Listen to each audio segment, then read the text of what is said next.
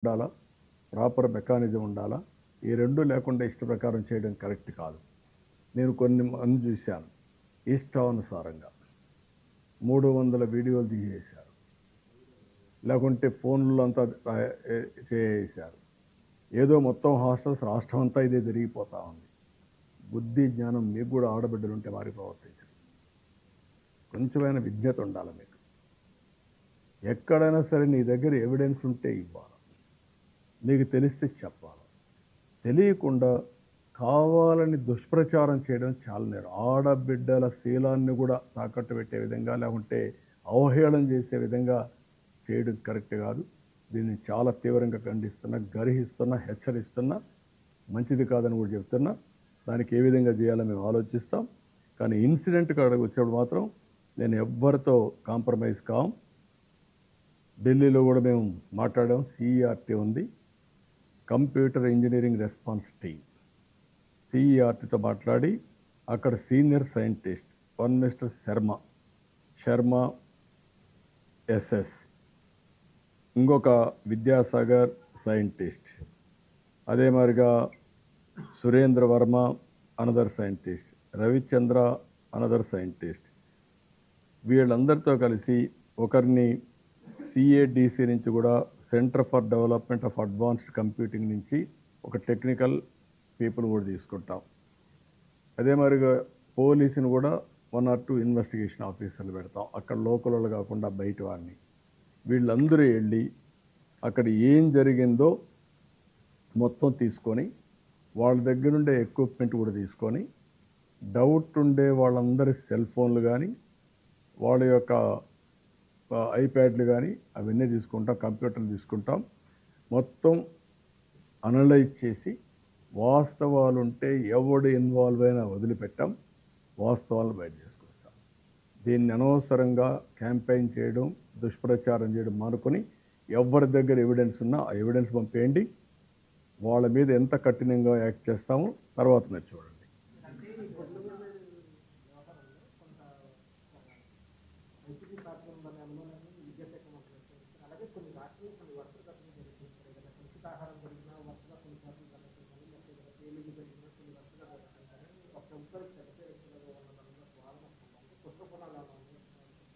నేను అది కూడా రూల్ అవుట్ చేయడం లేదు.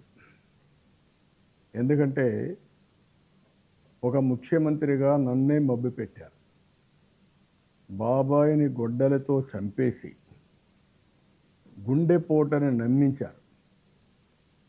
రెండో రోజున నా పేరే పెట్టి నారాసుర రక్త చరిత్ర, ఒక చీఫ్ మినిస్టర్ పేరే పెట్టి పేపర్లు రాశారు.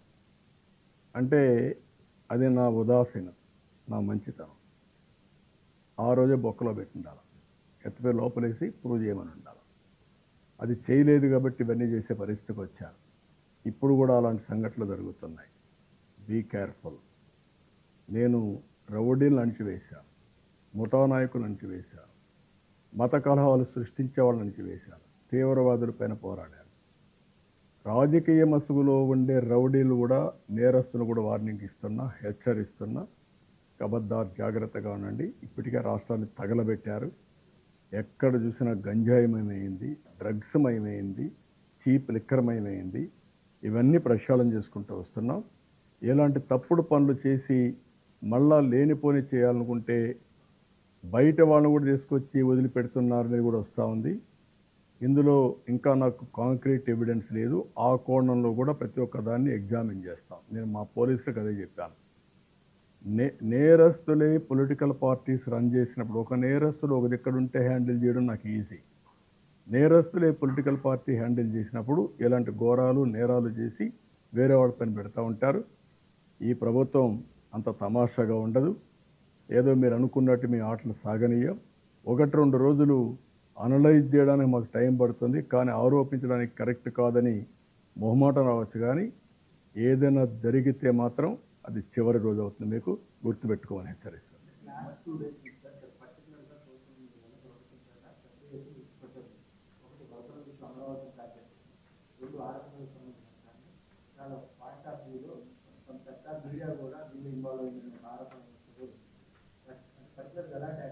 నో, ఈ రెండు ఉన్నాయి.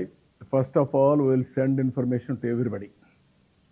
ఇన్ఫ్లుయెన్స్ కూడా వాస్తవాలు పంపిస్తాం, ఎక్కడికక్కడ పంపించి స్ట్రైటన్ చేయడం చూస్తాం.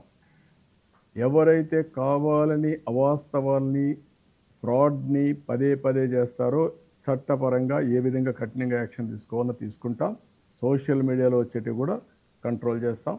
వాస్తవాలు ఎవరైనా రాయొచ్చు, వాళ్ళ వ్యూస్ ఉంటే చెప్పుకోవచ్చు. నా కోరిక ఇది, అమరావతి మునిగిపోవాలా, అది నా కోరిక. కోరుకుండా రాసుకో కావాలంటే. కానీ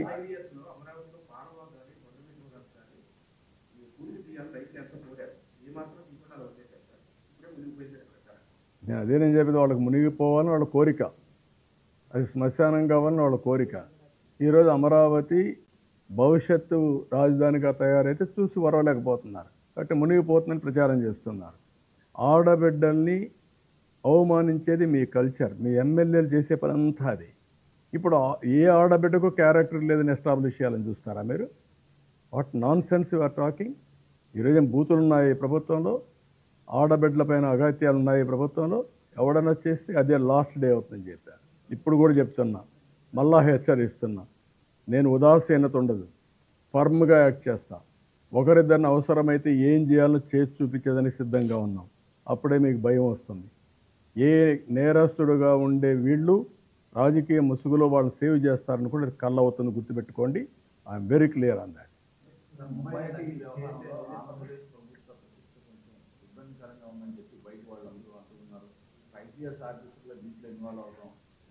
అంటే ఒకటి కాదు కదా, ఈ రాష్ట్రంలో ఏది 5 ఏళ్ళు ఫేర్గా జరిగింది చెప్పండి?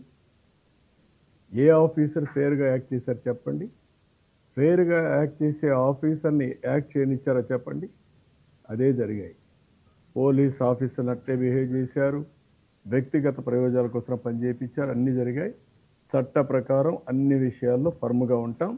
ఆ చట్టం దాని పని చేసుకుంటూ పోతుంది. నేను ఎవ్వరిపైన రాజకీయ వివక్షత లేదు, కక్ష లేదు. కానీ చట్టాన్ని చేతుల్లోకి తీసుకోవాలంటే మాత్రం చాలా స్పష్టంగా కఠినంగా ఉంటాం.